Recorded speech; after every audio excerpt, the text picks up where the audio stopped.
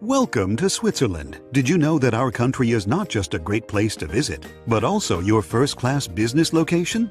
We are centrally located in Europe and we have the world's best infrastructure. Oh, and the train is always on time, so let's take a journey. Did you know that Switzerland has 4 official languages? Ja? No? Forse? Decidia? Don't worry, we also have excellent English skills. However, we don't spend all day chatting. We love to work. In 2012, we could have voted for longer holidays, and we voted against them. It's crazy, isn't it?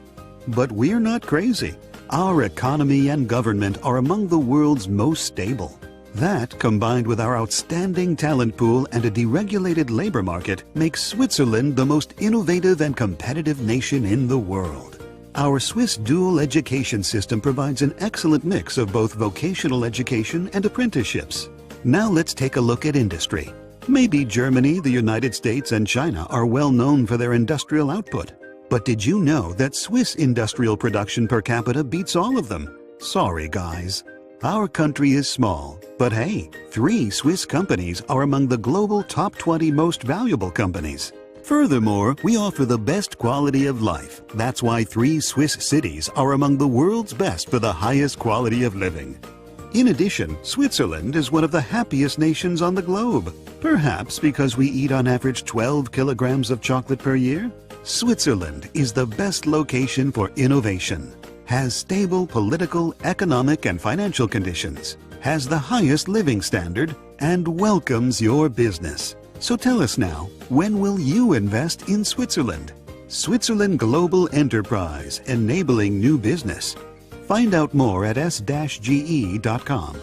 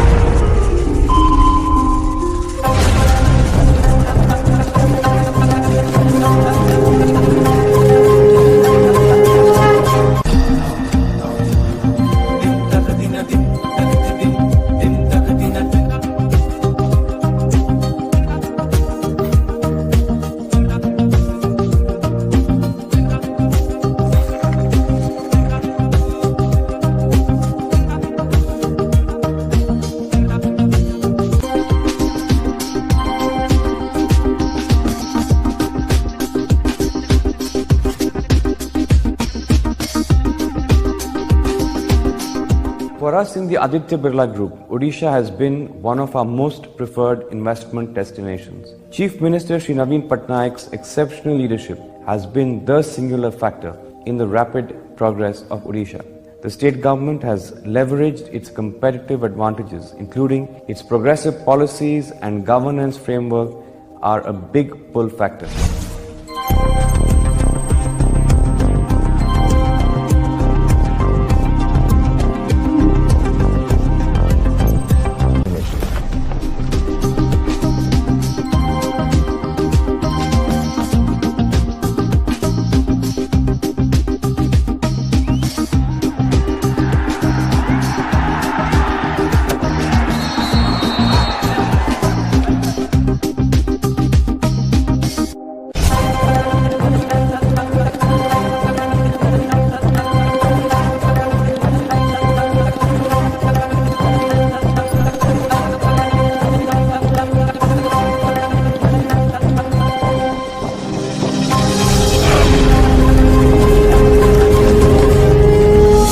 I welcome you to Odisha. Come, join the juggernaut.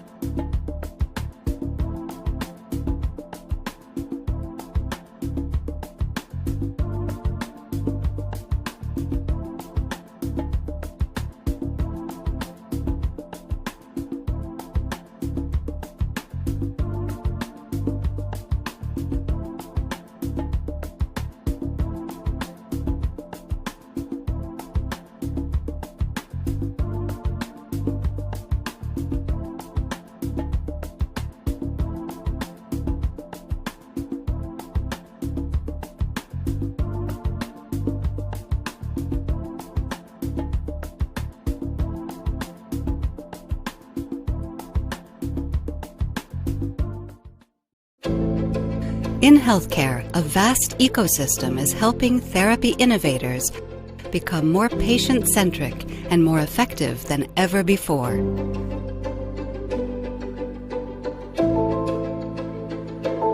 Cytiva supports researchers, biopharma, and clinicians in the pursuit of more targeted treatments. In discovery, speed and accuracy are everything. The faster and smarter researchers can work, the more patients benefit. To ensure that new, more targeted therapies become reality, we're equipping biomanufacturers with the tools and expertise they need to produce cost-effectively and quickly. How can tens of thousands of individualized patient doses be manufactured quickly, efficiently, and securely? The answer, with a healthy dose of expertise and innovation. We're creating processes and solutions that are scalable and address complex needs. We work to deliver diagnostic tools and other technologies to bring the right therapy to the right patient at the right time, so that life-saving medicines come within the reach of more people and could save more lives. Cell culture, protein purification, biomarker imaging, and analysis. It may not be what most think about when envisioning the future of healthcare, but this is what we do. Our part in changing the world. Advancing and accelerating. Discovery, manufacturing, diagnostics, future therapeutics.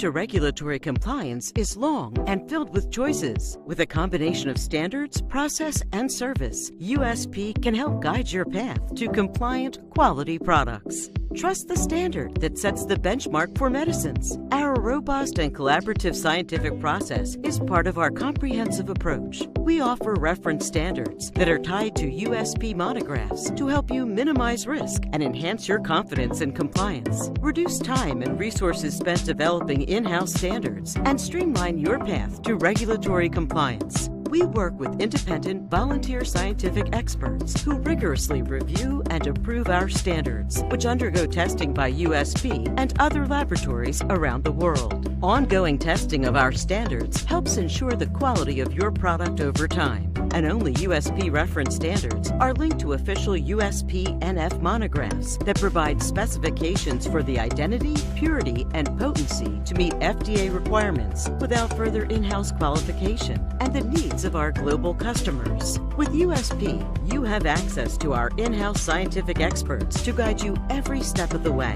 In addition to our best-in-class USP reference standards, we offer training, education, and other services. Our online resources help smooth your path to regulatory compliance. Our standards provide precise testing and validation guidelines, as well as reference samples for testing. Drugs can be made consistently every time.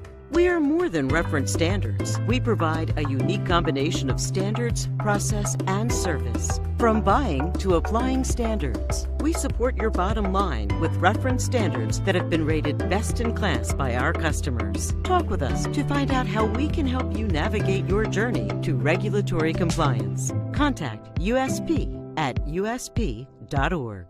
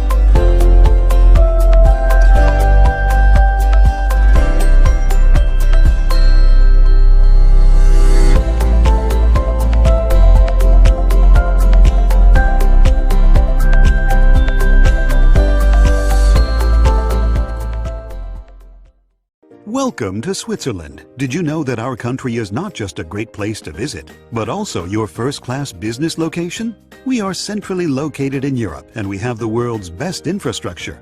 Oh, and the train is always on time, so let's take a journey.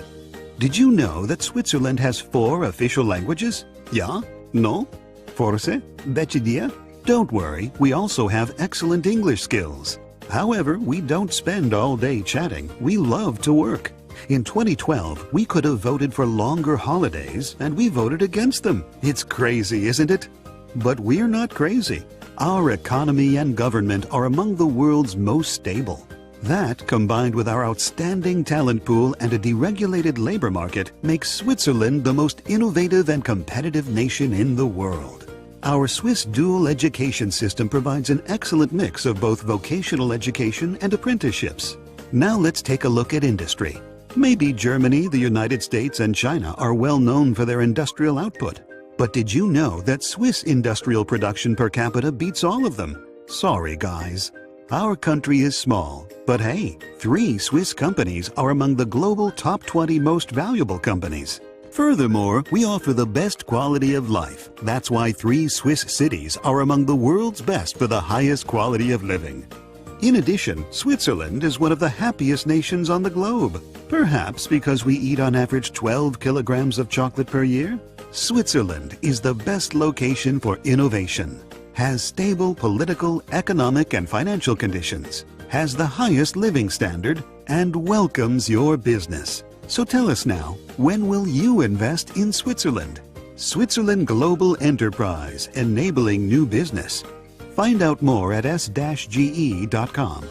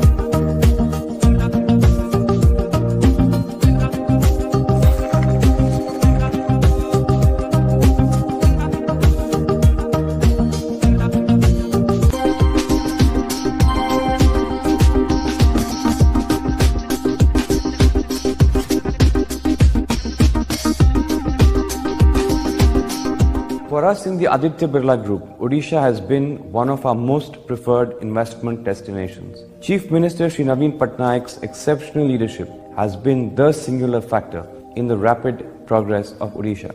The state government has leveraged its competitive advantages, including its progressive policies and governance framework, are a big pull factor.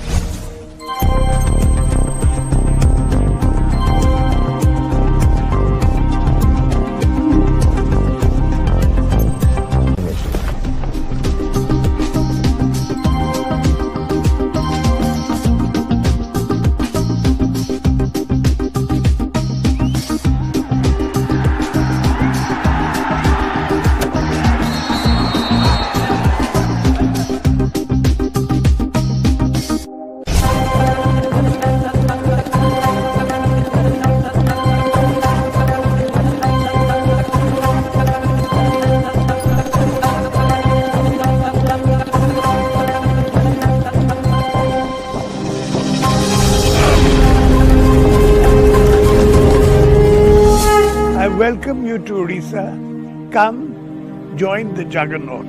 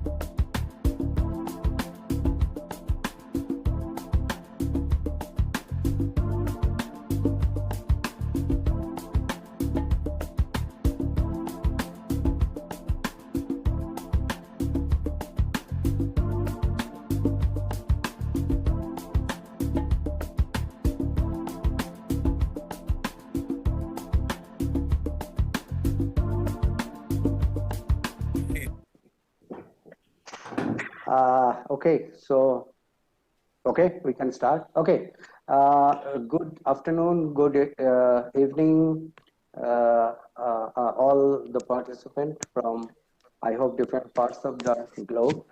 And thank you all, the distinguished panelists and the speakers who are attending today's program.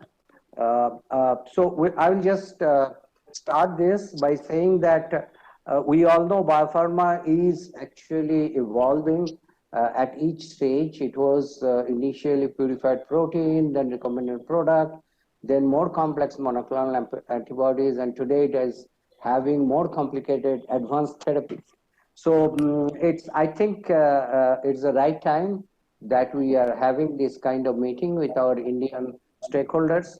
USP for last 2 years are conducting panel discussions at different parts of the globe, like US, Europe, Korea, China, where you know the big advance has been made in this area of therapy.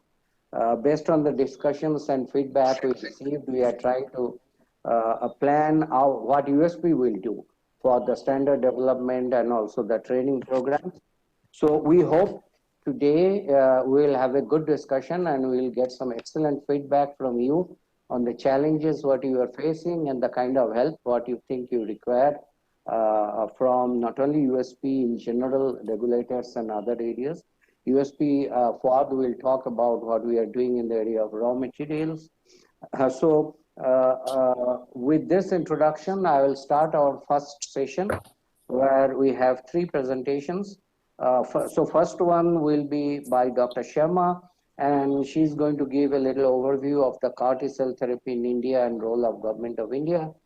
You know, Dr. Sharma is an advisor of DBT, dealing with research and policy issues in the emerging technology of medical biotechnology. She has made significant contribution in translation research on stem cells and regenerative engineering. She has received training at NIH USA. Of course, there is a big CV, so I just thought I will only highlight the key portion. So over to you, Dr. Sharma.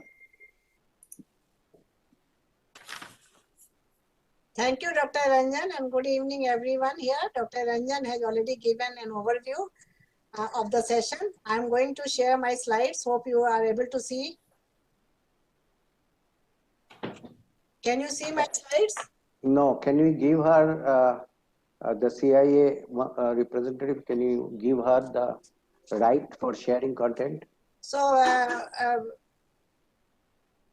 Anu, you can please share from your side. I will do that. Yeah. Very quickly, we are going to share this with all of you.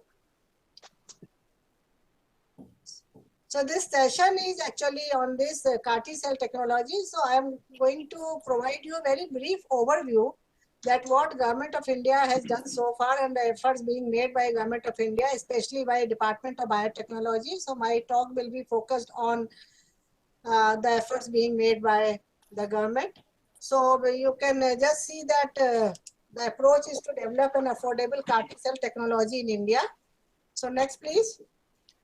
So as most of you are aware that currently CAR T-cell therapy is an emerging treatment for several types of cancers, particularly acute lymphocytic leukemia and also lymphomas. So in CAR T-cell therapy, the patient's own T-cell are being modified to make them identify and attack cancer cells and any other specified target. So keeping in view the benefits, it has been felt that this is very important that this technology should also be brought to our country. And however, major challenges associated with this technology include that this is quite expensive and therefore this makes it unaffordable for most patients, not only in India, but worldwide also. Some side effects have also been reported, such as cytokine release syndrome and non-specific toxicity. And there's a lack of availability of clinical grade vectors and also difficulty in expansion and scaling of engineered immune cells. So next, please. You can see that CAR T-cell therapies which have been approved by US FDA, and these are two, and the details are available on in the literature, and that this is Kimra and Yescarta, and that this you can see that where this can be used. And also in this slide, you can see that overall states involved in CAR T-cell therapy, how the patient's own cells now, the peripheral bone marrow mononuclear cells are being converted, and with the help of vector and all, it is being re-injected into the patient. So next, please. Keeping in view the potential therapeutic applications of this technology, an initiative has been taken by DBT along with BIREC, and my colleague Dr. Madhavi is here from BIREC. It is a PSU of Department of Biotechnology to develop CAR T-cell technology at an affordable price in the country. So in order to discuss the current status and strategy for development of this technology in the country, a brainstorming session was organized with all the stakeholders, including academia, industry, and the medical fraternity, to identify the challenges in the field and also what is the way forward. And some of the experts here, they were the part of this brainstorming session. And the group felt that there is an urgent need to encourage the development of car constructs and clinical grade vectors in India. It was also felt that the indigenous methods for large-scale manufacturing of CAR T cells needs to be developed, since it is a major bottleneck in implementation, and also innovations are required to bring down the cost of treatment and reduce the side effects. Next, please. Based on these recommendations and also extensive consultation and advertisement was formulated to invite proposals. So a number of concept proposals were received, which were then subjected to multiple level of screening by the committees of experts in the field. And out of these, a number of proposals recommended for support are now under implementation. Next, please. The proposals which are under consideration cover a range of objectives, including development of CAR T-cell technology for specific diseases, strategies for large-scale production, following good manufacturing practices, and novel approaches to increase safety and specificity of the treatment. These proposals focus on variety of diseases, including blood cancers such as acute lymphocytic leukemia and multiple myeloma, solid tumors such as that hepatocellular carcinoma and glioblastoma, and even as an approach using CAR with regulatory T cells for treatment of type 1 diabetes. Approaches have also been included for reducing the side effects and cost of treatment. So with researchers and institutions working in close collaborations with highly focused objectives, it is hoped that the groups involved in development of CAR T cell technology in the country will be able to take the leads forward in a timely manner. So with this, I would like to now conclude my talk and with this overview. And I have to now, as I mentioned, that Dr. Madhvi will be there to tell you about some of the activities which has been taken with the industry, and to take this forward has been taken by BIREC. And now with this, I will now would like to thank you, each one of you. And I really, it was my pleasure to be a part of this session. And I'm ready to, from the Government of India, I'm assuring you that we are ready to take the recommendations of this session forward to the next level, and also will try to work together as a team to bring this technology to the country. Thank you, and over to Anu. Thank you, I think, Dr. Sharma. We will move to our next speaker. The topic is overcoming CMC challenges in CAR T cell therapy. Will be given by Dr. Bruce Levin. He is the professor in cancer gene therapy, founding director of the Clinical Cell and Vaccine Production Facility at the University of Pennsylvania. You know, he is the co-inventor of the first FDA-approved gene therapy chimeric antigen receptor T cells for leukemia and lymphoma, licensed to Novartis. So we have really an expert in this field today to share his thoughts with us. And he has received several awards and serves as the president of International Society of Cell and Gene Therapy. I mean, it's an illustrious career. So I don't want to go through the detail of his CV. With this short introduction, let me hand over to Bruce for his talk. Yeah, thank you very much. And thank you to the organizers for the invitation to speak to you today. I have a number of slides to go through, and let's see if we can get those up. If not, I'll be able to share my screen and speak with you. So I'm going to talk about some CMC challenges.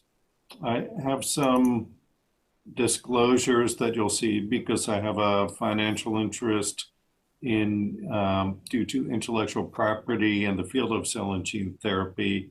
Most relevant to today, I'm on the scientific advisory board of Immuneo. That conflicts are managed in accordance with University of Pennsylvania policy and oversight. So Anu, shall I share my slide, or would you like me to share? Yeah, I mean, if that's more comfortable to you, so you please share your screen. Otherwise, I can take it forward. Okay. Do this and. Yeah, I think it's coming. Can you see it now? Yeah. Yep. Okay, I'll get it into presentation mode. Okay, how's that? Perfect. Thank you. Okay, so I'll start on how to make a CAR T-cell product, talk briefly about the raw material, about product testing, and critical path issues for adoption. So you saw some version of this just earlier. I want to make the point that we're generating the cells that we obtain from the patient, and we can enrich or isolate. We use a viral vector to deliver the genetic material encoding the CAR. We use an artificial dendritic cell to stimulate. The T cells grow up in a bioreactor, and then we concentrate and wash, remove quality control samples to address FDA criteria for safety, purity, potency, and identity of the cell product, and then we formulate, cryopreserve, perform the test, and release. So how do we think about manufacturing drugs from a patient? Well, when you think about T cells, what's been discovered over the past several decades is not all T cells are created equal. And this is a figure in a paper from Luca Gattinoni. The earliest cells, T cells, are so-called stem cell memory, and then central memory and effector memory. And as you go from left to right, you have decreasing therapeutic efficacy and self-renewal, but you have increased effector function. So it's really striking a balance on what flavor T cell is best. And how do you define what is best? Those are rough phenotypes. We're dealing with patients. They vary. Should you select? Should you deplete? How do you know that you always have the right cell? Are you chasing rainbows? And when we think about raw material, I'm an advocate of depleting the bad cells rather than thinking that we can select always the right cells. In scaling up and doing validations, it's extremely important to remember that healthy donor cells do not behave like patient cells. And it's really critical get your hands on patient cells. Okay, so what contaminants can there be? I won't go through all of this in detail. There are granulocytes, platelets, blasts, leukemic blast monocytes, myeloid-derived suppressor cells, and NK cells. Again, a great mix that you're collecting. So how do you define what raw material is acceptable? Well, it varies. Look here on the left, you see the percentage of CD3 cells. In the blue are successful manufacturers, and the red are manufacturing failures. The same holds for lymphocyte fraction, and for monocytes, lower monocytes are better, but you see a substantial degree of overlap here, and there are some that if you set a limit of 20 here, you could get a successful manufacturer. And so how do we deal with this variability? Well, we have conditional manufacturing pathways or implement T-cell selection. Now, coming back to the phenotype of the cells, the terminal effector cells, when we do test expansions, we have failures to expand in products that have a higher percentage of this so-called terminal effector phenotype. And in another trial, the starting material quality was found to be important, confirming that the frequency of CD8 positive, LAG3 positive, TNF low was associated with inferior clinical activity. So if you start with more exhausted cells, you get more exhausted cells in the patients. And here's the reference to this paper at the bottom. Let's talk about the timing of cell collection and treating these cancer patients. Most of the patients that are receiving CAR T-cell therapy are relapse refractory. They've undergone many rounds of chemotherapy and immune therapy, biotherapy. And with increasing rounds of therapy, as you can see here, for ALL on the top, lymphoma, and then some solid tumors down here, the gray is the terminal effector. So the cells that we're collecting from patients that are currently eligible are pretty beat up. And here's an example of an apheresis that was done, and we collected a low lymphocyte count and failure to expand. So then that patient received some additional therapy, cyclophosphamide and autologous stem cell transplant. We collected again with a higher lymphocyte count, and this time a manufacturing success. Just a short word about qualifying ancillary materials. Viral vector, we test for adventitious agents, replication dominant virus, residuals, the multiplicity of infection to qualify the lot. Media and serum, we do test expansions and we measure cell size and viability. And then the beads that we use to stimulate cells, coated with anti-CD3 and anti-CD28 antibodies, we'll also look at expansion size and viability.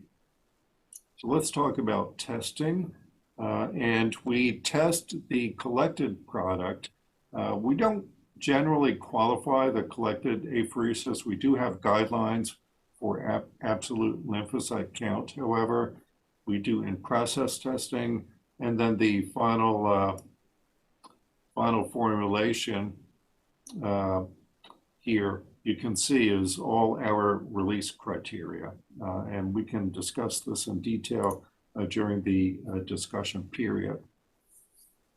Well, let's talk about a couple of those. Viability. How low can a viability release criteria be? Well, we set it at 70%. In the commercial products, it was set at 80%. So we went to look at, does that matter? And here is a report that was in blood, and it doesn't matter if it's above 80 or below 80 in this cohort in acute lymphoid leukemia and in diffuse large B-cell lymphoma. In fact, we released some cells based on exceptional release, and here's one that is below 60% viability, and still the patient had a complete response. Now, this is a very difficult concept in traditional biologics and pharmacology. This is a dividing drug. Does CAR T-cell dose matter? Well, here's a cohort of chronic lymphoid leukemia patients. This is looking at the in vivo expansion, complete responders, partial responders, non-responders. And so you can see that the area under the curve here roughly correlates with the clinical response. The dose does not correlate with clinical response in this cohort. Here is looking again at the maximum concentration and the weight-adjusted dose. There's no correlation in 2 clinical trials of pediatric acute lymphoid leukemia. So we examined this maximum concentration and the area under the curve, and then made correlations in pediatric acute lymphoid leukemia, adult acute lymphoid leukemia, and chronic lymphoid leukemia. And now you see there is a statistically significant relationship here with area under the curve and the maximum concentration, but there's overlap. So what does that tell you? It tells you that there are other factors at play. Phenotypically, if you look at the final product, we can correlate clinical response with the expression of checkpoint receptors. So higher expression of checkpoint receptors indicates a non-responders, but still you see there's significant amount of overlap here. We're getting better at phenotyping. This is looking at 40 markers and 16 clusters. This is a phenograph. This is not me. This is someone unrelated to me. But using this high definition phenotyping, we can gain more information. So what are some critical path issues looking very broadly? This is a complex drug to manufacture. To decrease cost, we need to implement automation and shorten the culture, and we're doing that. We need to work on enhancing potency, especially for solid tumors, by integrating armor switches and combinations. We need to have education and training because companies and academic centers are hiring at tremendous rates. As mentioned up front, I'm president of the International Society for Cell and Gene Therapy. I urge you to take a look at our society and to join. And finally, financial complexity. We can implement predictive biomarkers to give us a sense of whether a patient is likely to respond. And we also need to look at value-based payment that links price to outcome. So I'm a representative of a very large group of people at the University of Pennsylvania, Penn Medicine, Children's Hospital. I'd like to recognize that our early studies were supported by philanthropy and then by industry. And we have worked very closely with collaborators at the U.S. Food and Drug Administration and owe a great debt to our patients who volunteer for our clinical trials. You can find me on Twitter at BLLPhD. The names are not enough here. It truly does take a village. There are hundreds and thousands of people that contribute to these studies. So I thank you for your attention, and I will stop sharing my screen now. Thanks, Bruce, for this excellent presentation. So we'll take it forward during our panel discussion. So our next speaker is Dr. Fouad Atouf. He's going to talk about the overview of public standards to support quality product development. Fouad is the head of global biologics at USP.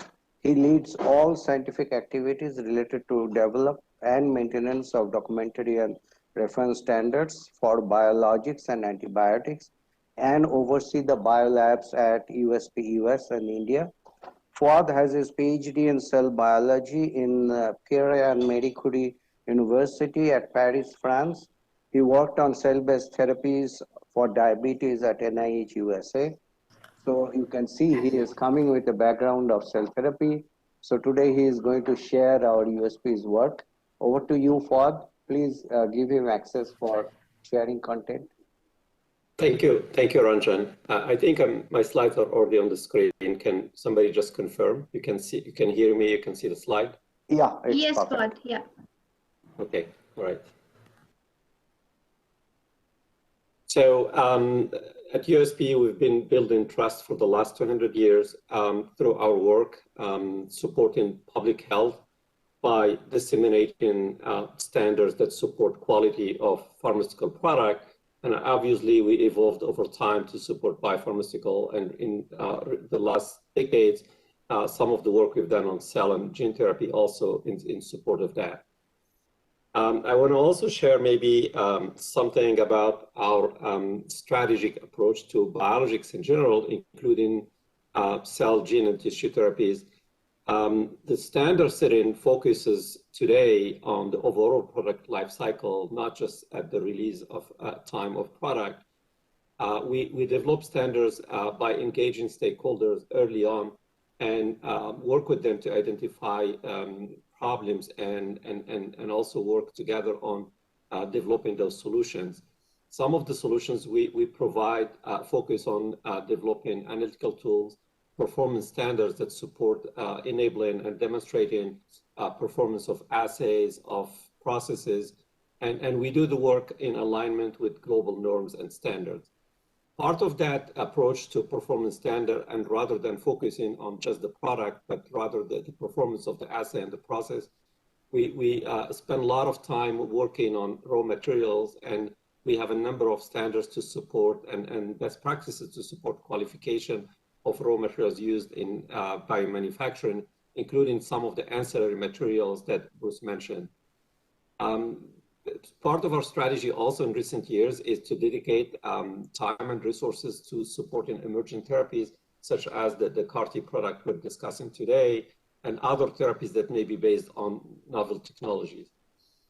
This is just like a list maybe of examples of standards that already exist in USP, just to give you maybe a flavor of how we tackled this area. from best practices on cell gene to some of the ancillary material standards, but also flow cytometry standards to support enumeration for CD34, for example. But as an example, we are looking also at other standards using flow cytometry for counting different cell types. As we advance, we work actually closely with stakeholders, as I said earlier, in the form of roundtables, expert committee, but also workshops. As a result of those discussions over the past few years, we identified a number of standards to be developed for like the areas where you have unmet needs from an analytical standpoint. What you see here on this slide are just like snapshot and examples of the standards that we are looking at and bucketed into three areas: product characterization and analytical testing, and there you have characterization and cell counting, but also the vector genome titer for AAV, and the issue of empty full capsid ratio. An area relevant to the discussion today is how you measure the integrated lentiviral vector into the genome once you transduce the cells. And we're doing some work actually to develop a standard for how to measure vector copy number. Testing of impurities and residuals is really critical, the same way it is for other biopharmaceuticals. And then in general, like raw materials, and I think we can go through just like if you look at the slides that Bruce presented, you can see the large amount of materials, but also the variability and the need to have best practices and sometimes reference material that can support the testing and qualification of some of those materials, and that depend on the criticality. And obviously some of the examples here, like the viral vectors, but also cell culture supplement, plasmid DNA, enzymes. Another area of interest, but we will not cover today, is the rapid microbial method and applications to advanced therapies. So I'm going to talk a little bit just on the vector copy number as one example of the type of standards that we are developing. We're looking at developing procedures and methods, but in parallel, what the driver is really having a reference standard based on a genomic DNA from cells that contain defined numbers of lentiviral vector genomes per cell equivalent. And the intended use of the standard from the user standpoint is to calibrate vector copy number assays as well as processes for transduction. This standard will be complementary to the new WHO and IBSC lentiviral vector copy number standard, which is available actually right now. And the way we are planning to conduct, so this material is being prepared, and we plan to run a collaborative study and test the material using different methods like qPCR, digital PCR, and sequencer for integration site analysis. What we intend to provide is a panel of reference standards, candidate material that is currently under development, and the panel will contain genomic DNA from cells with different levels of integrated provirus per cell. Right now, we're looking at low, medium, high, and probably 1 to 5, because we know, I think, that 5 is the cutoff, is the limit actually of how much the maximum of vector copy integrated in a genome. So I think this is exciting time for USP and for the community, and we'll be happy to share more actually in the coming months, year actually, as we connect on progress for that project. So I want to conclude by just recognizing that the complexity and the variability of advanced therapies present challenges to standardization. This is not an easy task, but we chose to focus on a few of the analytical methods that support the quality control of raw material component that are important for consistent manufacturing. We also look at control of procedures and analytical methods to reduce the non-biological sources of variability. We're committed to working with different stakeholders to expedite the development of this type of medicines, and you can find more information on our website listed here. I think with that, I'll end my presentation. Thank you. And I'll stop sharing my screen. Thank you, Fuad. So I think we have some excellent themes which has come up during all the 3 talks, and then we can take it forward for the panel discussion. So I will hand it over to Dr. Narendra Chirmule. He is the CEO of Symphony Tech Biologics. He has PhD in applied biology from University of Bombay, and he has experience in development of biologics and vaccines, immunopharmacology, and of course, public speaking. He has held position in Cornell, UPenn, Mark, Amgen, and the last one was in Biocon. So I will hand it over to you, Naren, to take us through the panel discussion. Yeah, thank you so much, everyone, and thank you. It's great to see everyone in one screen. You know, all of us who are deeply interested in CAR T cells. So the way the panel discussion is, and Anu or Ranjan, we have 45 minutes. Is that correct? Or an hour? I think about an hour. 1 full hour. Yeah. Yeah, so we have an hour. Good. So we'll discuss all the questions. I have a series of questions that I will ask, but what I will do is let's have a discussion, and then we can go around the room asking each other questions. So let's start with just sort of opening statements, and I'll request Rahul to start, or maybe so first Gaurav to start, then Rahul, Sharat, and then Shashwati. Then just maybe 3 minutes of your first opening sentences, and then we can open it up for discussion. So Gaurav, please go ahead. Hi, hello, good evening, everybody. Thanks a lot, Naren, for getting all this together, because the time has really come for us to be discussing CAR T in India. We are very, very excited about all this that has been going on. As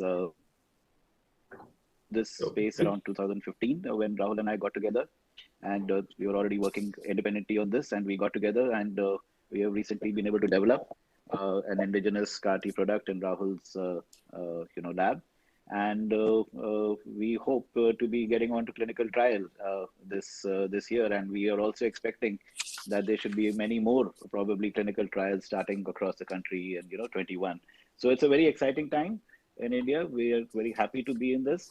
There is some issues which we would like to bring out during this discussion. And I will take the cue from you when you would like to bring something in. Otherwise, yeah. Just quick introductions. Rahul, please go ahead. Hello, everyone, and thanks. Hi, Bruce, and hi, everybody. Thanks, Naren, for having me here. And so we are working on this CAR T cell platform development and starting with the anti-CD19 CAR in India from last almost over 6 years. And we have got some success, but it's still a long road to go, because we have to still test our construct in the clinic. And hopefully we are going to check whether our construct, how it performs in the clinic. And we are excited to. Thank you. I think you broke up a little bit. Sharat, maybe while you can quickly introduce yourself and then we can start. Yeah, I'm Dr. Sharat Damodar. I'm a hardcore clinician, basically a hemato-oncologist and a transplant physician.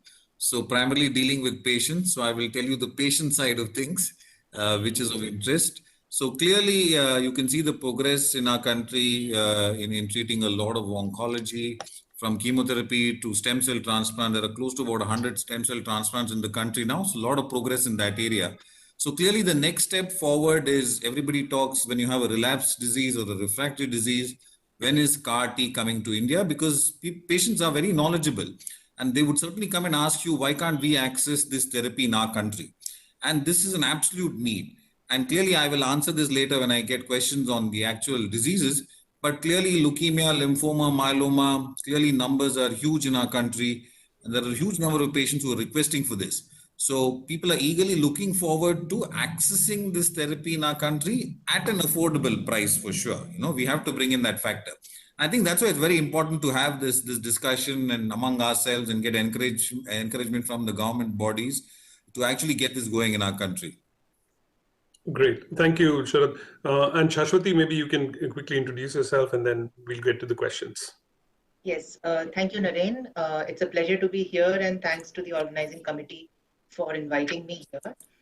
My name is Shashwati Basak, and I'm heading the quality and regulatory operations at Immunity Therapeutics Limited.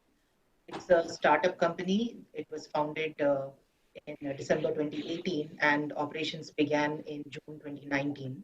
So we are very, very new in operations right now. We have our facilities ready, and we are looking forward to taking forward one of the in-licensed CAR-T product that we have gotten from our partner in Spain, which is already clinically tested in a phase 1 trial. And we are hoping that we can, cover the regulatory path here in India to get to the patients as quickly as possible. And Dr. Sharath here is actually one of our collaborators in this process. Bruce, Naren, those are familiar faces, and in fact, I'm learning from the masters in this field.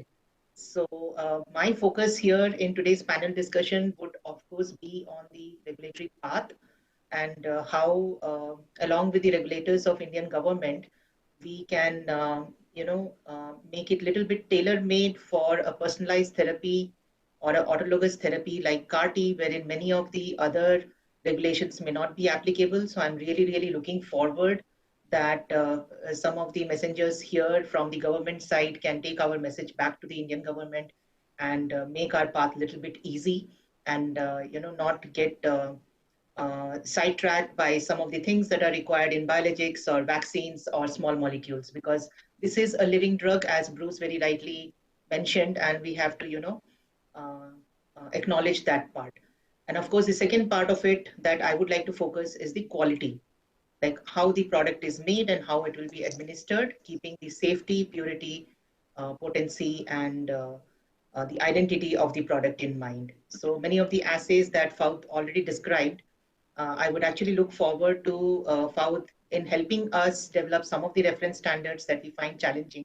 For example, in potency assay, there is no, for example, reference standard or any kind of a cutoff value which is globally accepted and can be administered to a therapy like CAR-T therapy. So thank you very much. I look forward to the rest of the discussion.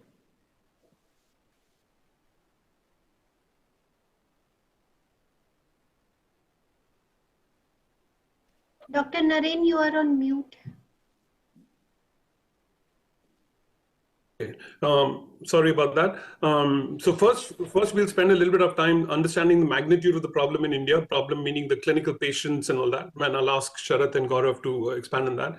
Then we'll talk, I'd really like to talk about why is there are only 3 companies in India and 1,000 companies in the rest of the world? I mean, I want to understand that, maybe some explanation for that. And then we'll get into the raw material and discuss some of that. So maybe 10 minutes, and then we'll do open Q&A. So let's start with maybe Sharath and Gaurav. Maybe we can start with Sharath and then Gaurav. Talk to us about the magnitude of the problem. Echo I'm getting. But Sharath, go ahead. Yeah, maybe I'll just start. I did mention, 3 specific diseases which currently we're looking at and where the data also exists. So clearly, acute lymphatic leukemia, diffuse large B-cell lymphoma, and myeloma. These are the 3 areas where we feel there is certainly a need. And the reason is this.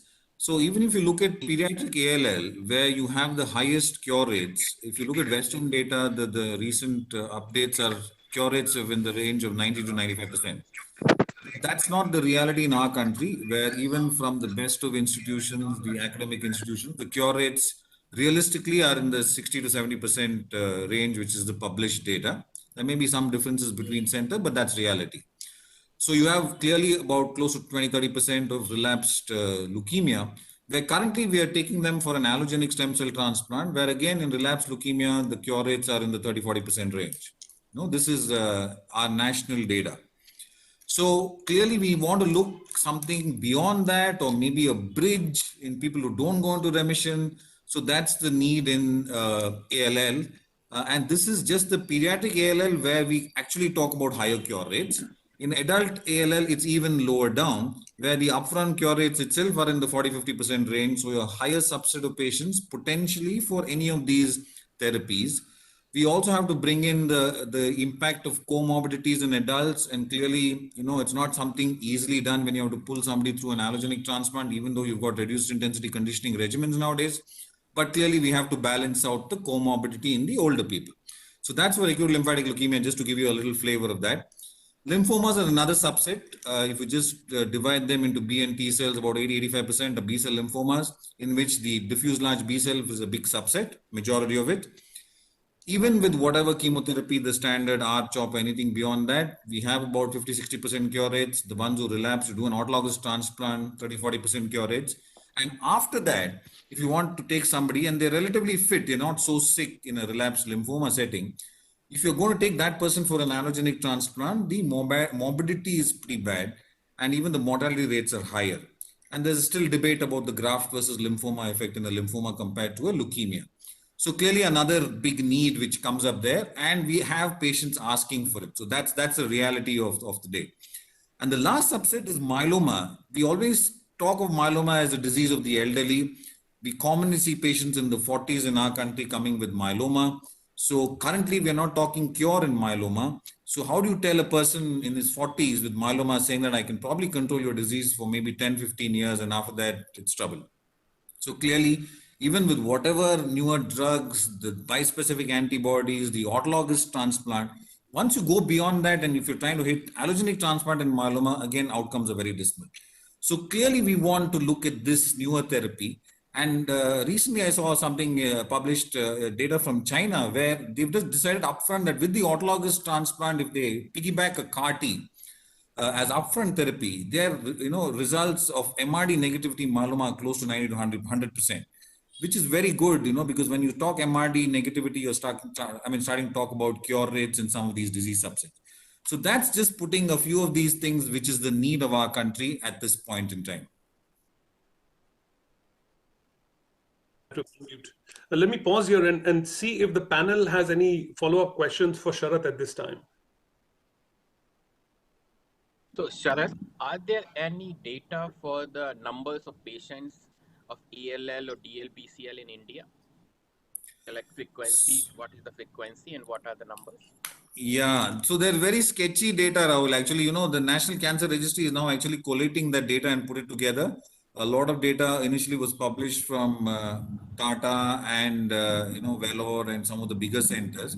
So that data is being collated, and roughly, from whatever sketchy data there are close to about, I think, 9 to 10,000 patients with ALL who are at least going through some of the initial chemotherapy. A lot of them, give up halfway through. Then you look at that subset. So we just recently looked at some of this data to look at what would be the subset who would be eligible for a CAR T. And you may still have close to about 3,000 to 4,000 patients, at least on a yearly basis. And this is a number which is not very reliable. I mean, the least kind of data number we can look at. Right. So we know from the data, like overall data is sketchy. And Tata Center data, what we know about from our center, how is the experience at your center, like in terms of this response from the chemotherapy or durable response from chemo, as well as what are the numbers at your center? Because that's how in India we can calculate a good numbers, right? Right. So if I will start from the top and come down. So, since we are a big referral center for transplant, we do close to about 150 to about 200 transplants a year, of which about 70 to 80% is the allogenic. And in that subset, if I look at it, about 20-25% is for thalassemia, another 25% is for acute myeloid leukemia, and about 10-15% of that number is for relapsed ALL. So this is out of a base of about, say, if you look at about 10 to 15 patients who are coming in for a potential transplant from a base of about 90 to 100 patients in a year who have gone through the entire protocol of treatment and then have relapsed and thereby coming up for treatment. There will still be a lot of outliers, patients who come in, then cannot afford, break away in between because of compliance issues, or move to another center or switch to other modalities of therapy, which is all there, which doesn't get captured. So this is from one center where, this is the current load which we see. And if you look at our own pediatric and the adult ALL data, this is the numbers which I actually put across. You're looking at about 70% cure rates in the upfront, the standard BFM protocol, and about 50% in adults, using the same protocol. So we still have that chunk, which is close to about 40 to 50% of patients who need subsequent therapy, which could be an allotransplant or something else. Right. So if I can, sorry, interrupt, just Bruce, from your perspective, just as a comparator, what are the approximate numbers in Penn or in US? So you mean in terms of transplants or CAR T or companies? No, the leukemia, then maybe transplants, and then maybe CAR T in that. So just as a comparator. Yeah, so the ALL is in the 7 to 10,000 range, and CLL and myeloma is more, and lymphoma is in the 30 to 40,000 range, as I recall. You have to understand I'm a PhD, so I'm going off what I overhear from the MDs. But look, there are now actually 4 approved CAR T cell products. We have Kymriah in pediatric ALL and lymphoma.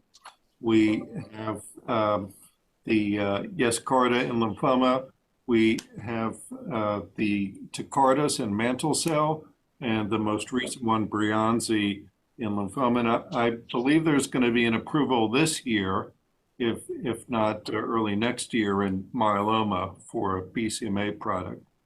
So these CAR T cell products are here to stay, and it's how we develop them to provide wider access to India, Brazil, other countries, and really bringing the cost down. And that's why I'm excited to be here today, but also to be working with Emilio. I think it's not enough to develop it only for the US. If it's truly a breakthrough technology, we have to develop it for the world. Yeah, thank you, Bruce. So Gaurav, maybe your perspective from the clinical side.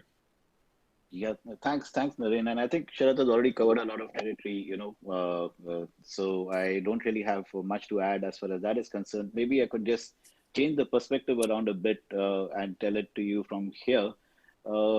Basically, we are a center which sees a very high volume of patients, and we see them across the socioeconomic spectrum. And you might say that the kind of patients that we see, the spectrum sort of reflects Indian society. We have about 20 to 30% of our patients are able to pay for their treatment, because either from their pocket or reimbursement or insurance or employer, and about 70% are not able to pay. And this used to be the group which used to be like, a lot of them would abandon treatment because they would run out of resources, halfway through, etc. And this is the problem which we faced in about, 2013-14. We had put in place a very, very extensive support system by which we could support every child coming to us for treatment. So after that, the abandonment and everything fell down. But we still found that after, improving the outcomes to about 70%, 20 to 25% would still be relapsing, as Sharat had said. And we now see about 500 to 600 new cases of pediatric ALL alone in our center, that's below 15 years of age, every year. So if you do the math, that means that there's around 100 odd children below 15 years of age in our center alone across the socioeconomic spectrum who end up relapsing and require, transplant as therapy. So transplant is available. That's a no-brainer. We are, of course, transplant in this country was pioneered in our institution more than 3.5-4 decades ago. We brought it here, and we are one of the oldest transplant centers there. And we are a fairly high volume center. But even then, we find that out of the 80 to 100 children alone, and I'm not even going into the adult data because that's far more scarier, are eligible for some kind of transplant therapy.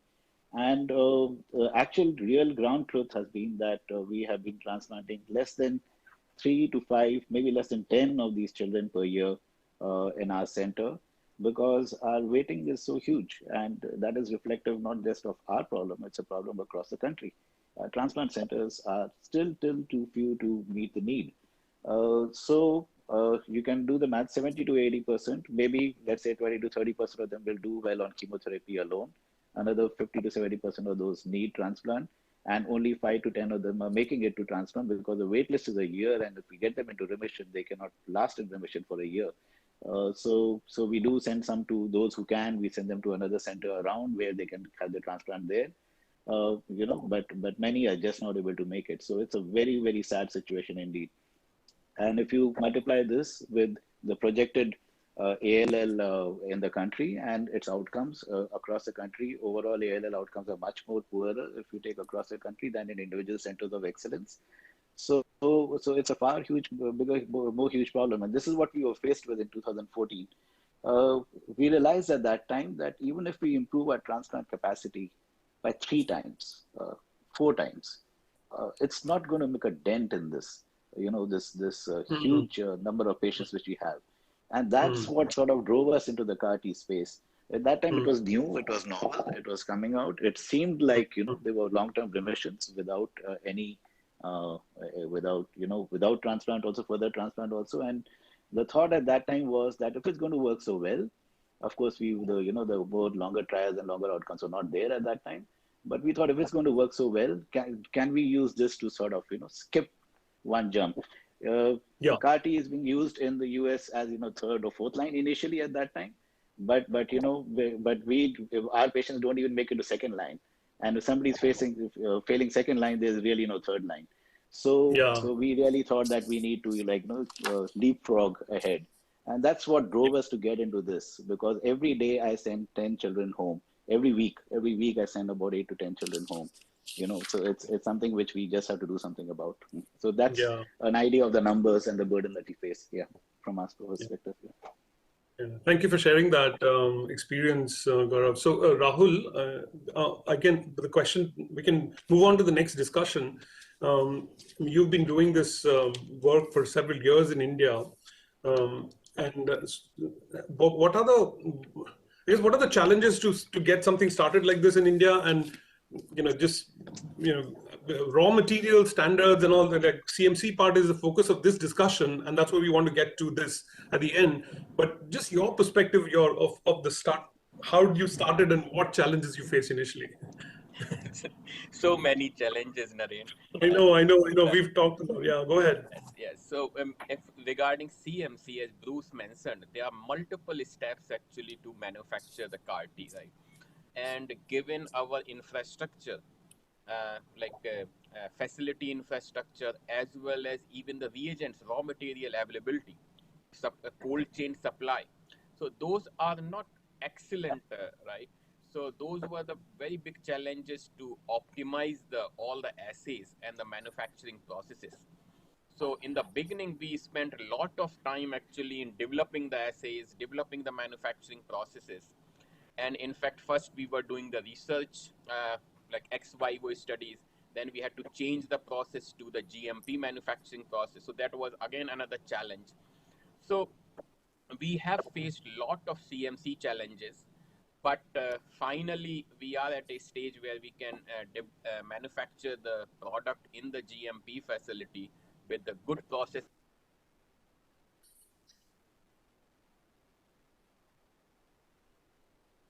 Sorry, you broke up, Rahul. Okay, but by the time he comes back, Rahul, I'll wait for few seconds. Shashwati, maybe you can take over if Rahul is coming back, and maybe share your experiences in Neil and from the startup perspective. And sure, Naren. I mean, I echo some of the sentiments that Rahul mentioned. Clearly, there is no cold chain logistics to ensure stability of some of the raw materials that we require. It's there, but it is difficult to put currently in India is that there are no companies which manufacture GMP grade LV, which is one of the starting materials for us. So hopefully, in India, there will be some companies cropping up which will manufacture the GMP grade LV, because right now we're looking outside the country and some of the better known CMOs, and the lead time to get even onto their waiting list is quite a bit. Let alone getting the LV in hand. The other challenge that we are facing is the rules on import-export permits to import in these LV, which is one of the critical starting material for any of the CAR-T therapies. Now, one can imagine that each time we have a different product, we also have a different LV. And each time we have to import it from one of the CMOs, which is outside the country, we need to have a little bit more expedited process in terms of getting those regulatory approvals done so that we can import it on time. Some patient is waiting for us to make their drug and infuse. So I just hope that the regulatory path to get those import permits and the export permits is a little bit more streamlined. The other challenge that I would, Yeah, Rahul's back, so maybe let Rahul continue, and then I'll ask you to talk about regulatory. Yes. Yeah, Rahul, please go ahead. Yes. Yeah. Thank you. You're on mute. Yeah. So in the beginning, as I was mentioning, CMC challenges were huge, but finally we could manufacture good quality cells in the GMP facility with good process consistency. And now we have all the QC assays. In fact, Bruce had a long list of quality control. And it was, again, a difficult task to develop and standardize each assay multiple times in a good GLP environment. But now we have all those assays working, and so all those things are in place. It took us a lot of time. It was not like a... I think he's having some trouble. I think it took him, 6-7 years. That's what he told me. So that's quite a long time. So Rahul, I know you're having some challenges. Shashwati, my question to you was mainly from a regulatory perspective in India. Can you speak a little bit about that? You touched upon the import-export, but also, what does it take to get the clinical trial started? And so Rahul, sorry, you can finish your statement. Somehow my internet is dropping today. I don't know why. So maybe you can keep your video off. Then I think it will be better. Okay. So so QC is now also, we have optimized and developed each assays as per all the guidelines. So it took us time, but we are there now. So CMC things we have figured it out.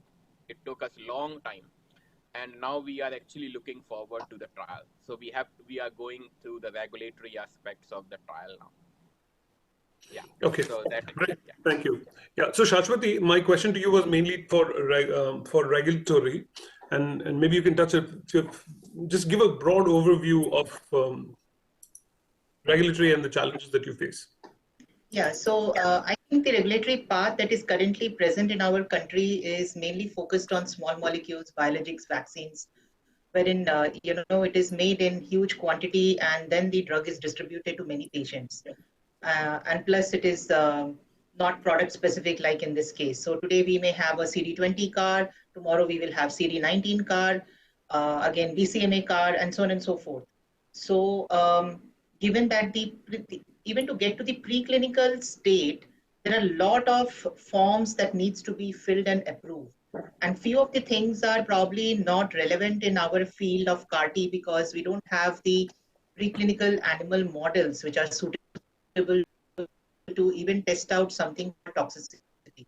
So how do we test something in a mouse model, for example, if the product is specific for a human? Some challenges. Okay, so why don't we move to the next topic that I wanted to cover. So we did clinical initially. We talked a little bit about the CMC and regulatory challenges. We'll come to raw materials in detail in a minute. But maybe Ford, you can tell us a little bit about in raw materials, but specifically lentiviral vectors, because as Shashwati mentioned, access to lentiviral vectors in India is extremely difficult.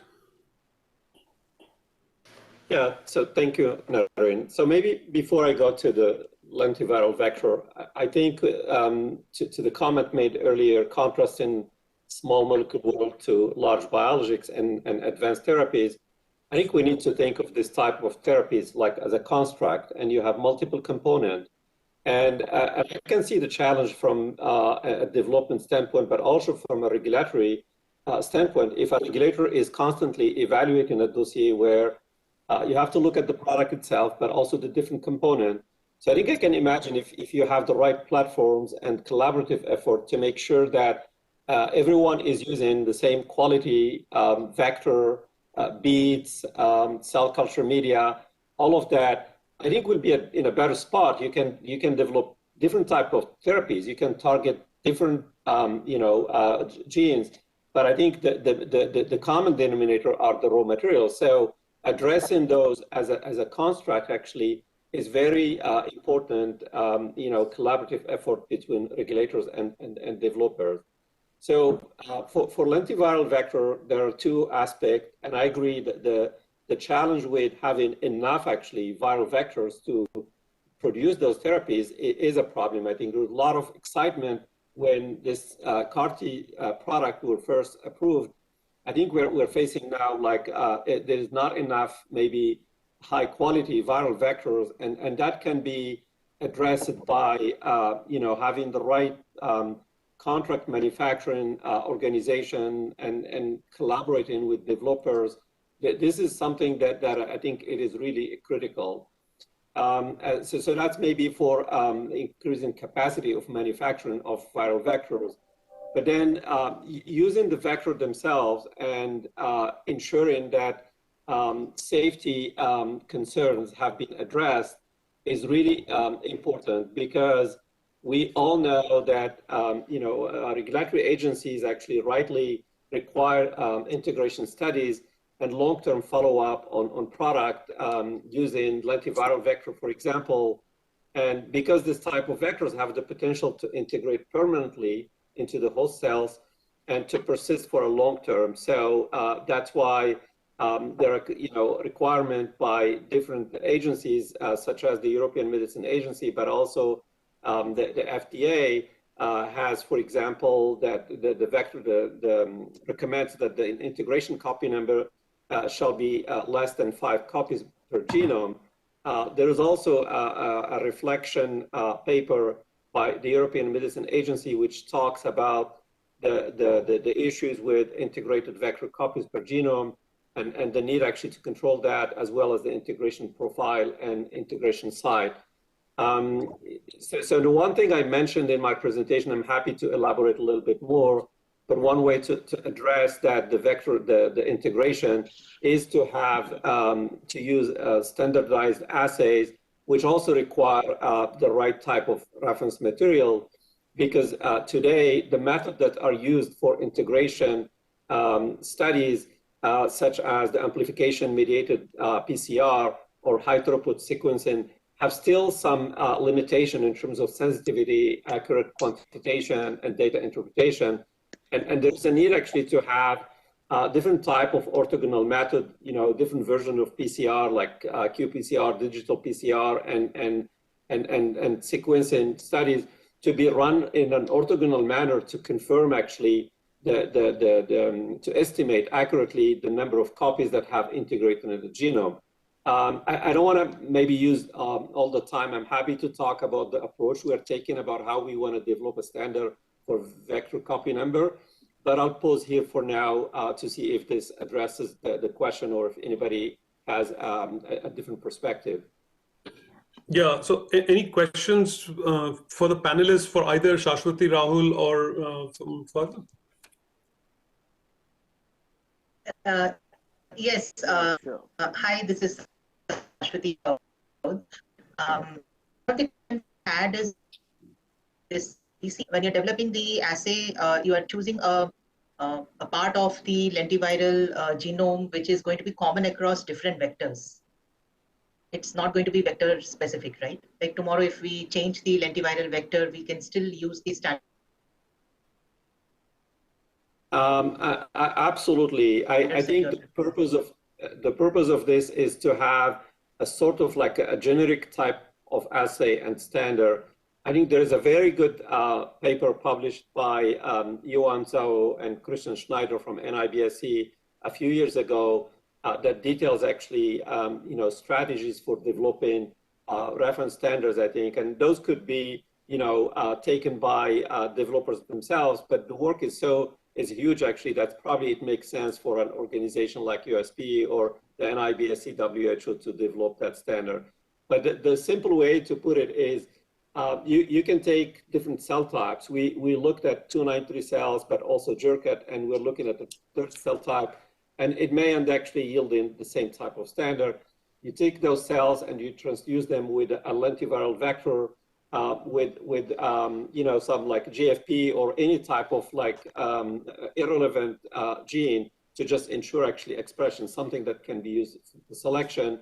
Once you transduce that, you take the cells and you start your selection and cloning. So and then you clone actually cells based on the number of integrated viral vector into the genome of the cells.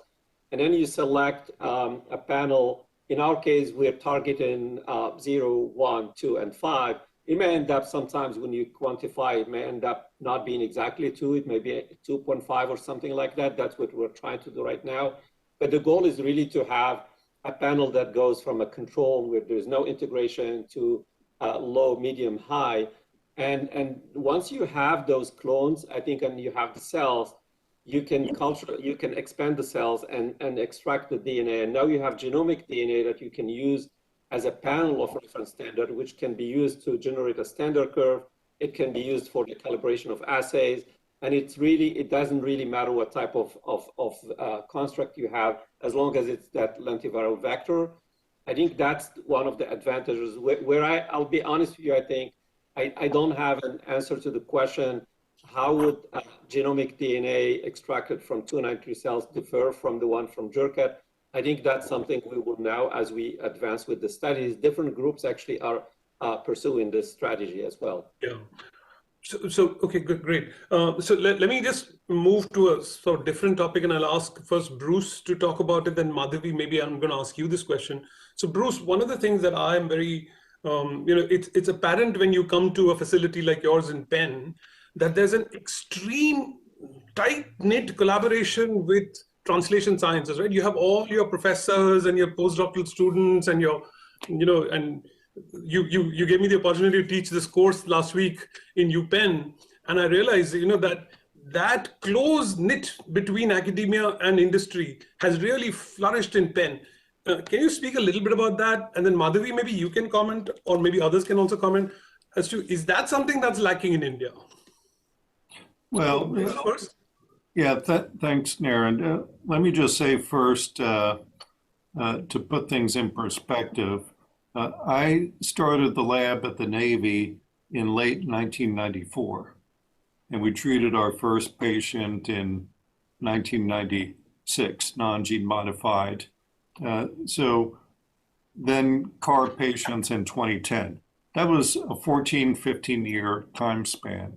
So it does take some time to build programs, and what we started with was a very efficient way to grow T cells. And once we had demonstrated that in clinical trials, we were approached by industry, by Cell Genesis. We did the first collaborations with them on CAR T cell clinical trials, and then it became other companies. So lentivirus, the first use of lentivirus in humans, Virixis approached us, and then Sangamo with zinc finger nucleases. So as you build capability, then you build collaborators with industry. And so that was a series of collaborations with relatively small biotech. And so we treated 3 patients with CART19 cells in 2010, published in 2011. When those results were published and covered, between 1.5 and 2.5 kilograms of leukemia was obliterated over several weeks, the university was approached by entities of all sizes to license the technology, from one person with a lot of money all the way up to Novartis. So we had no idea a big pharma would be interested in gene therapy, but they actually had some prior collaborations. And so what I'm getting to is we learned along the way. And as you learn along the way, you build collaborators, you build an academic program, you have diversified funding, not only from federal grants, but also philanthropy and then the industry collaborations. Yeah. So that's how we get to today. Before turning over, just add one quick comment about lentiviruses, which is the production is getting better. The titers are getting better. There are suspension lines. The costs are coming down. So I'm optimistic on that point, as well as viral vector-free gene transfer, and we can come back to that later. Okay. So Madhavi, the follow-up question for you for that is, from a government perspective, what are in addition to funding organizations like, the IIT and IMINEEL and others for specific CAR T-cell manufacturing, are you also funding basic research scientists to do discovery work on this field of immuno-oncology? And maybe you can speak in general about funding and government initiatives. Okay, thank you. Thank you for this opportunity. So I will just briefly describe, as you said, about the overall funding that BIREC and DBT is doing in this sector. So I think we have, I'm listening to the discussions. I think Dr. Shashwati earlier said that lentiviral vector manufacturing capability of the raw materials is a huge gap. So that was one thing which which BIREC, while discussing with the eminent experts here, I think Dr. Rahul and Dr. Narula and people from the initial brainstorming session that we had, that BIREC and DBT had, as Dr. Madam Alka Sharma was mentioning earlier. So these were the things and challenges which came up then, and based on that, the requests for proposals were designed, and all these brainstorming sessions were that led into those RFPs, and the fundings were given out or are being doled out. So the lentiviral vector manufacturing facility is one of them that is to address the dire need. And it was very heartening to know from these speakers, and please correct me if I'm wrong, that about 500 lakhs is to be given to import a lentiviral vial with a small vial, which is just sufficient for 50 ml of this volume, which is just enough for few number of patients. So that is the need, that is the mission, or biopharma mission is trying to fulfill, or they address the gap. And as far as the early discovery is concerned, I think DBT is pitching in there. The projects the DBT is supporting are, apart from the anti-CD19, which are the validated targets, but the other targets like CD20 and other targets, which they are, the DBTs, the government is supporting. So it's just not the validated targets, but the newer targets as well. Okay, great, thank you. So we are almost 40 minutes into the presentation, and we've covered a little bit of clinical overview. We covered a little bit about CMC and what it takes to start up CAR T cells in India. Shashwati talked a little bit about regulatory, and then Ford talked about the standards. And then finally, Bruce spoke a little bit about the collaboration between academia and industry. So let me just open it up for the next 10 minutes or so for any questions that the panel may have for each other. Yeah, Gaurav, go ahead. Yeah, I think, very interesting point when you asked Bruce about the environment in the US, and, you covered the industry academia kind of nexus, and our government academia, which Dr. Madhavi covered so nicely. But the one thing which got left out is a big gap which we have in India as compared to the US system, where you have a lot of MD PhDs. Here we have MDs and we have PhDs. The problem here is that in a complex technology like CAR T cell, the MDs and PhDs really have to get together. So that's something, you got to know the MDs planning to lead CAR T trials need to know as much about the CAR as the person making it. They need to know everything about it, and the people making the CAR need to know a lot about what's going to happen in the patient, because in India we work in silos. It's very, very difficult to bridge that gap and come together, whereas in the US probably scientists investigate. Yeah. So Gaurav or anybody else, maybe you can talk, and Bruce had touched upon this in his presentation about training. And maybe you can start with Ford, because USP has a also initiative on training, and then maybe we can go around the room and touch upon this very important point that you brought up, Gaurav. Yeah. So maybe I can just share my thoughts. Sorry, I'll just conclude that by Go saying ahead, that at the end of it, that though I cannot make a CAR T like Rahul can, and Rahul still cannot treat a patient like I can, obviously. But I think short of that, we know as much about each other's jobs as is possible. So, yeah. Yeah. Just Shashwati, go ahead, and then we'll ask Ford to give a little bit of training. Yeah, no, correct. So I completely agree with Dr. Gaurav here that we need more of interaction between clinicians, the MDs, and the researchers, that is the PhDs here in India.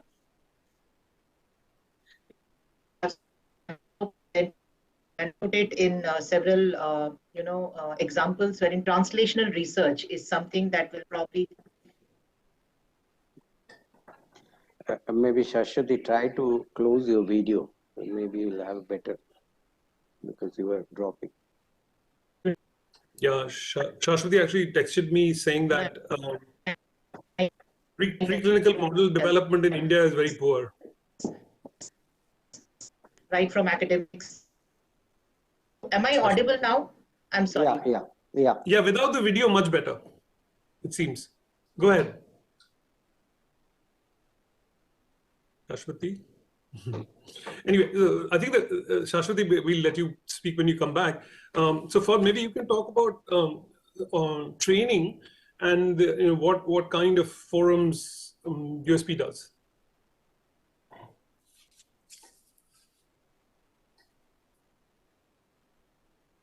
Ford, you are mute.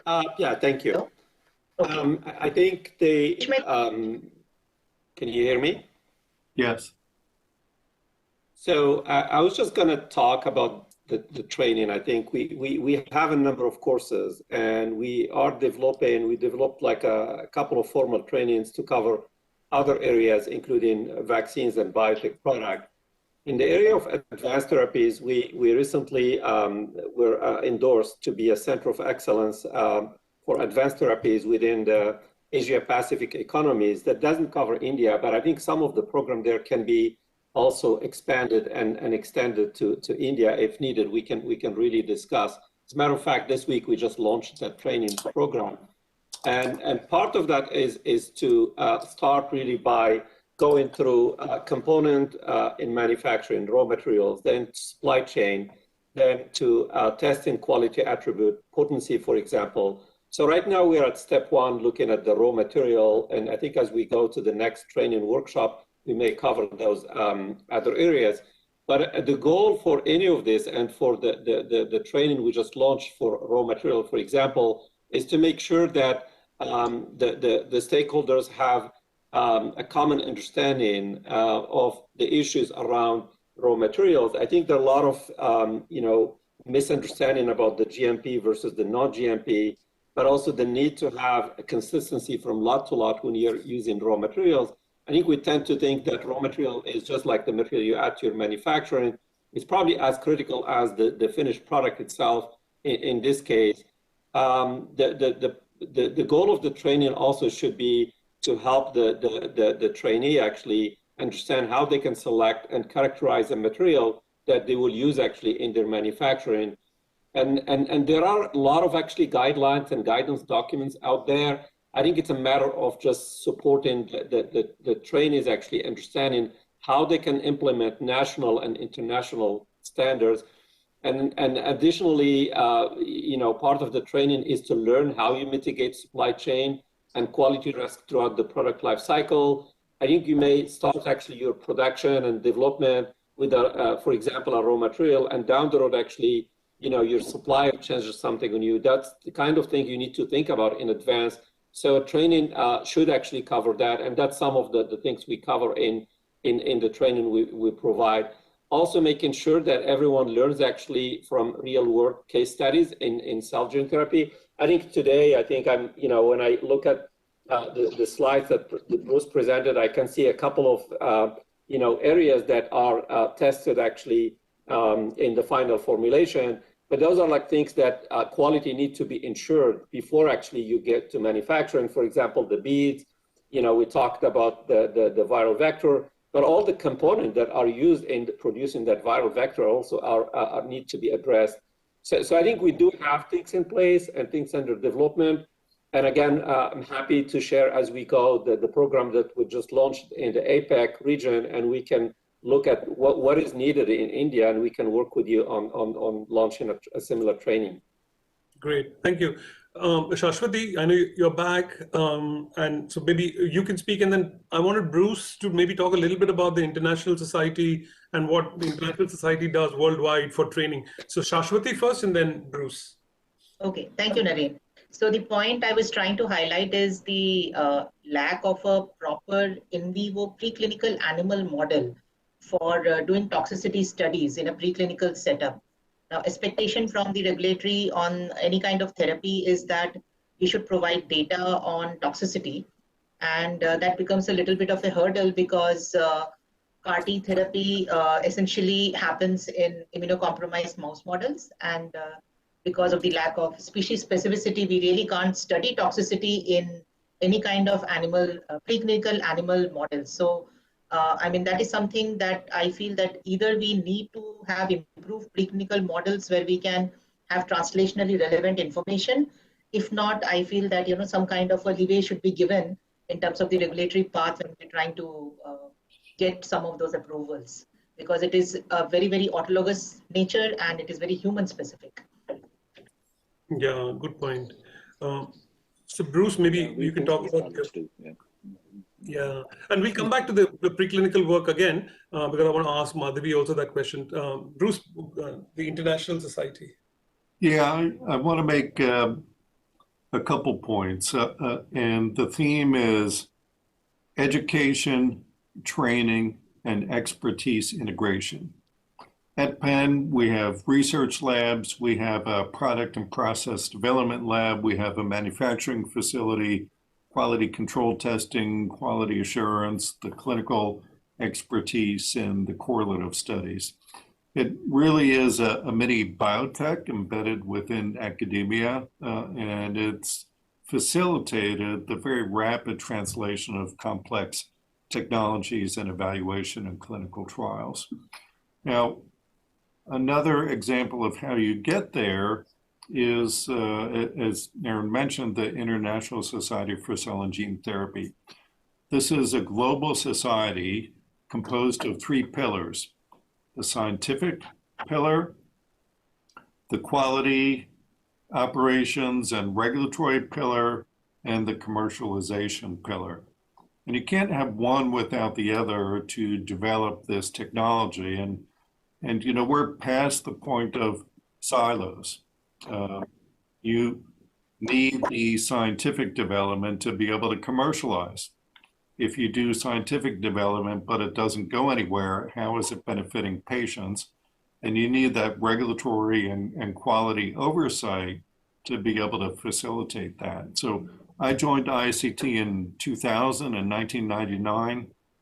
There's no society that has had as much an impact on development of my career, and I think facilitated development of cell and gene therapy programs.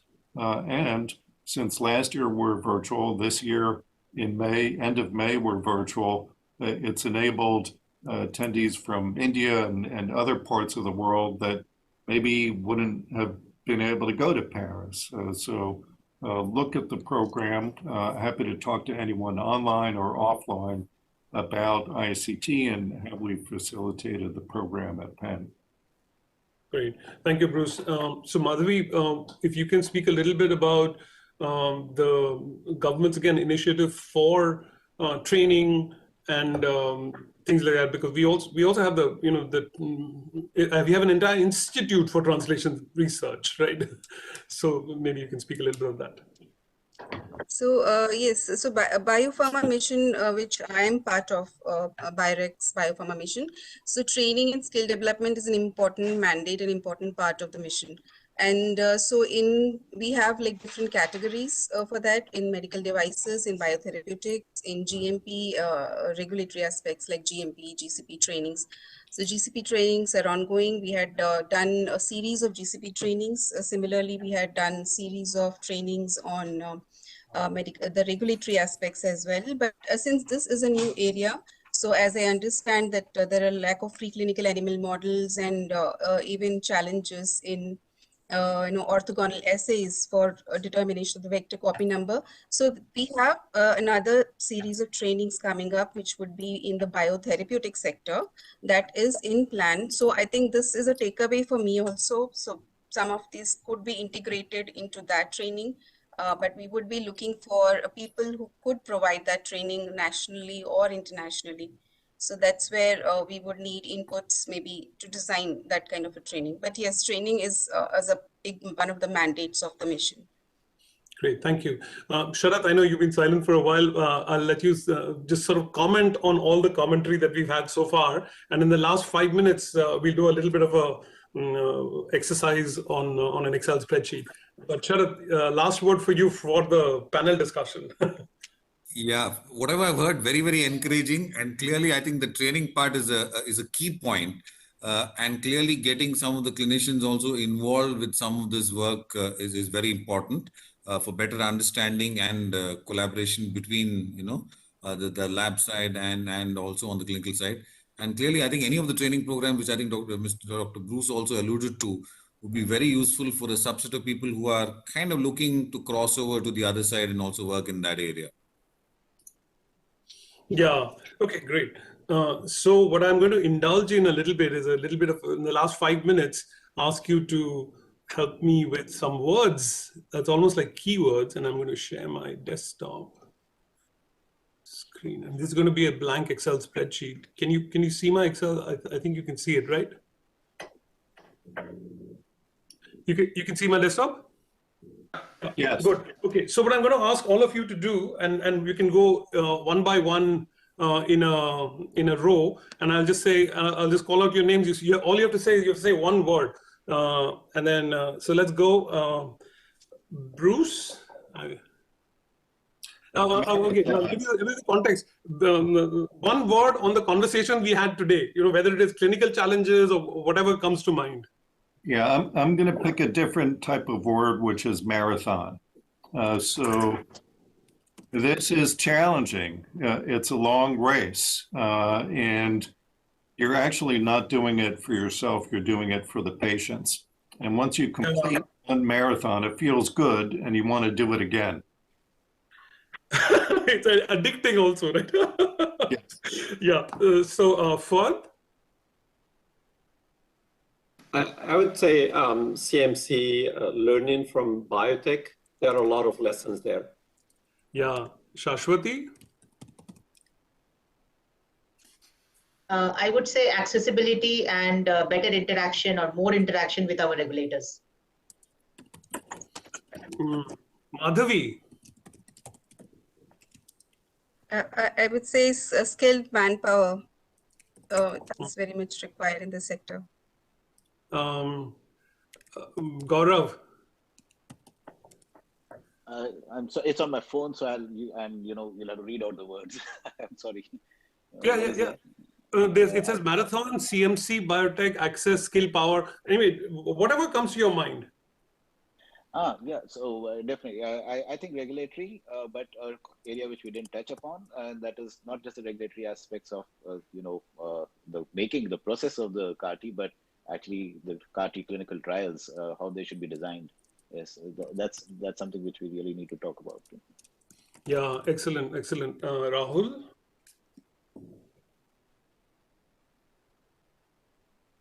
Yeah, I was just thinking that in India, that we are not just making cars, we are making the road as well. So, right. So that's what I have been doing in last 7 years now. Making the road, not just cars. Yeah, absolutely wonderful thought. Sharath?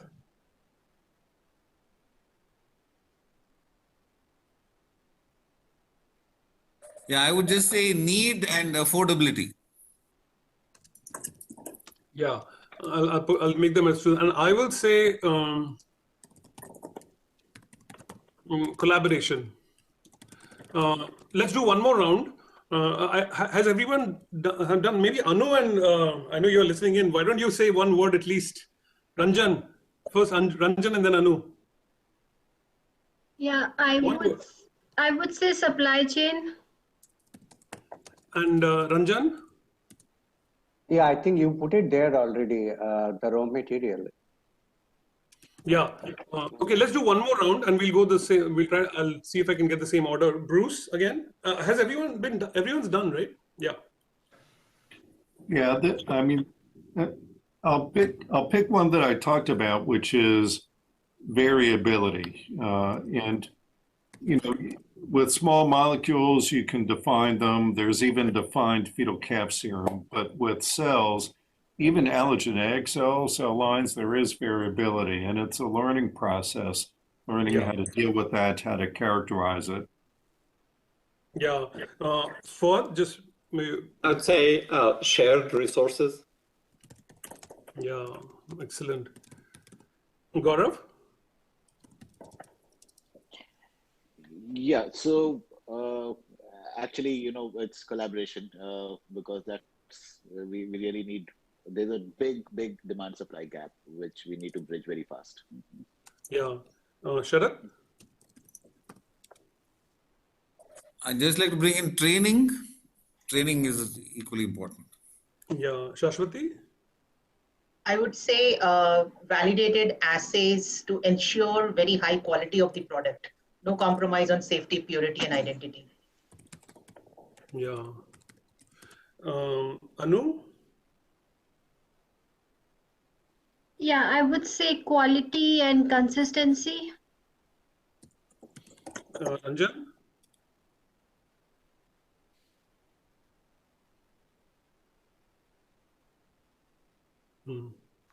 Madhavi? I think most of it is maybe some more innovation in essays. Yeah.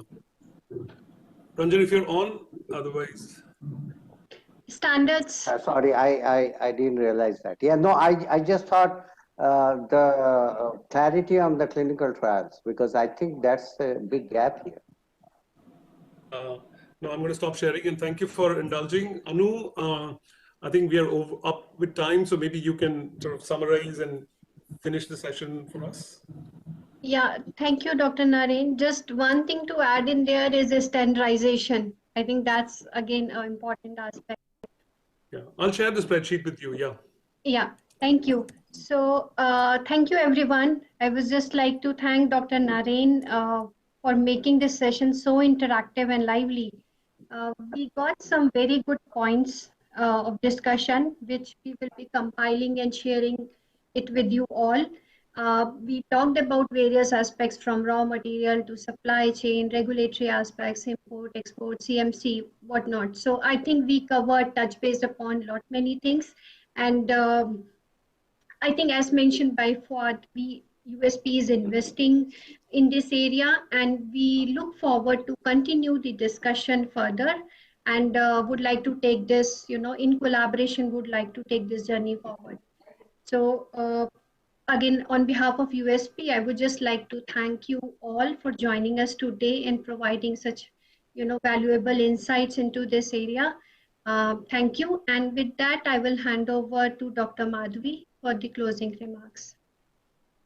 Thank you, Dr. Anu, and thank you, US Pharmacopoeia team, for this excellent session, and thank you, Dr. Narendra Chilbule, for coordinating it. And as Dr. Anu said, it was a very lively, interactive session, and really enjoyed it. And thank you, all the eminent experts, and on behalf of DBT and BIREC, I thank you all to be part of this session. Thank you.